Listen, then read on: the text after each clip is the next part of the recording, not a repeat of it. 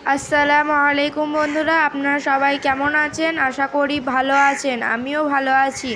তো আজ আমি বানাবো চিচিঙে পোস্ত।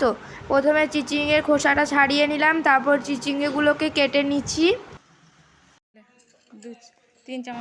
চিচিঙেগুলো কাটা হয়ে গেছে, তখন আমি কড়াইয়ে তেল দিয়ে দিচ্ছি।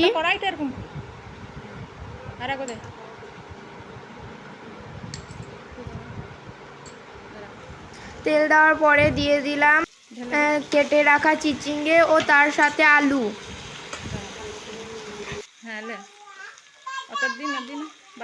তারপর নুন দিয়ে দিলাম 1 চামচ, দিয়ে ভালোভাবে নেড়ে চেড়ে নিলাম। তারপর জল দিয়ে দিলাম,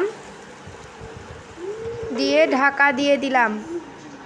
এখন আমি মিক্সিতে নিয়ে নিয়েছি পোস্ত, জিরে, শুকনো লঙ্কা এবং কাঁচা লঙ্কা।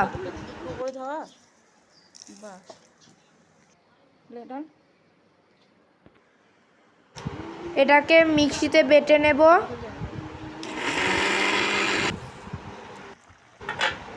তারপর চিচিঙে আলু সেদ্ধ হয়ে এলে পোস্তটাকে দিয়ে দিলাম।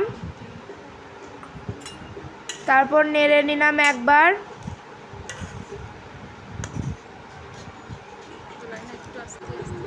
এভাবে আমি আজকে রান্নাটা কমপ্লিট করলাম। তো এখন আমি একটু খেয়ে দেখব।